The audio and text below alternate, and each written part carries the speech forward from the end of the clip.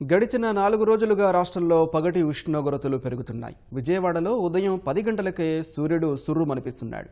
మార్చి రాకముందే పరిస్థితి ఇలా ఉంటే మున్ముందు ఎండలు మరింతగా మండే అవకాశం ఉందంటూ జనం ఆందోళన చెందుతున్నారు.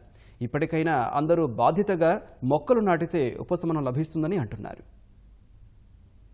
వేసవి తాపం మొదలైపోయింది. కోస్తా జిల్లాలో ఎండ తీవ్రత క్రమేపీ పెరుగుతోంది. ఉదయం 10ంటికే భానుడు బకబకమంటున్నాడు. మధ్యాహ్నానికి పరిస్థితి బాగా తీవ్రంగా ఉంటోంది. ఇక విజయవాడలో మధ్యాహ్నం వేళ ఇంటి నుంచి బయటకెళ్లాలంటే వామ్మో అనిపిస్తోంది. వడగాల్పుల తీవ్రతకు నగర ప్రజలు బాగా ఇబ్బంది పడుతున్నారు. విజయవాడలో ఇప్పటికే 40 డిగ్రీల ఉష్ణోగ్రత నమోదు కావడంతో రానున్న రోజుల్లో పరిస్థితి ఎలా ఉంటుందోననే ఆందోళన కలుగుతోంది.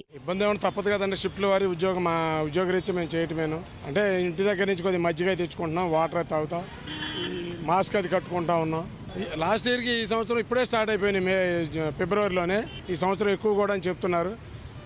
తగిన ప్రికాషన్స్ మేము కూడా తీసుకుంటాం. ఈ టైంలో మేము గత 4 రోజులు చూస్తున్నాము, చాలా ఎక్కువగా ఉన్నట్టని చెప్పాలి. సో ప్రీవియస్ ఎప్పుడు కూడా ఫిబ్రవరి స్టార్టింగ్లో నేను ఎప్పుడు చూడలేదు.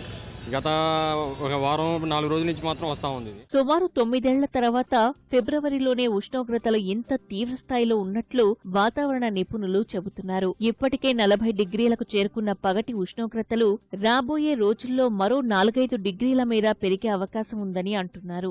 మారుతున్న వాతావరణ పరిస్థితుల వల్లే ఎండలు మండిపోతున్నాయని జనం అభిప్రాయపడుతున్నారు. ఇప్పటికైనా ప్రతి ఒక్కరూ చెట్లను పెంచడం బాధ్యతగా తీసుకోవాలని సూచిస్తున్నారు. లేకుంటే మునుముందు బానుడి బగబగులు మరింతగా తీవ్రమవుతాయని హెచ్చరిస్తున్నారు. హీట్ ఉన్నదే అనుకోవడం కాదు, ఒక స్కూల్లో కానీ కాలేజీలో కానీ యానివర్సరీ రోజున కానివ్వండి, లేకపోతే బర్త్డే రోజున కానివ్వండి, వాళ్ళు మొక్కలు నాటేటట్టుగా పిల్లల్ని ఎడ్యుకేట్ చేసుకోవాలి. తిరుపతి వెళ్ళినప్పుడు లడ్డూ పెడతాం కాదు, వాడు వృక్ష ప్రసాదం అని మొక్కనివ్వాలి. ఆ వృక్షాలు మనం ఎప్పుడైతే దేవతలుగా పూజించుకున్నామో వాతావరణం ఆటోమేటిక్గా మారిపోయింది. పరిస్థితి తప్పదు కదా, తప్పటల్లా రావాల్సి వస్తుంది. ఎండేమో చెట్లేమో నరికేస్తున్నారు. నాటుతారు, లక్షల మొక్కలు నాటుతారు, కానీ దాన్ని నీళ్లు పోసేవాడు లేడు. మేము కోటి నాటామంటారు. ఎన్ని బతుకుతున్నాయో ఎవరో చూసేవాళ్ళు లేరు. ఎండలు చాలా ఎక్కువగా ఉన్నాయి. సో అది ప్రతి ఒక్కళ్ళు కంట్రిబ్యూట్ చేయాలి. ఒక్కళ్ళ వల్ల అయ్యేది కాదు. సో చెట్లు పెంచడం, వెహికల్స్ తగ్గించడం, అలాంటివి మన వైపు ప్రతి ఒక్కరు అది ఇంప్రూవ్ చేసుకుంటే నెక్స్ట్ రాబోయే జనరేషన్ కొంచెం బాగుంటుంది, మనం కూడా కొంచెం బాగుంటుంది. గడిచిన 4 రోజులుగా దాదాపు 40 డిగ్రీల ఉష్ణోగ్రతలు నమోదు కావడంపై నవ్యాంధ్ర వాసులు ఆందోళన వ్యక్తం చేస్తున్నారు.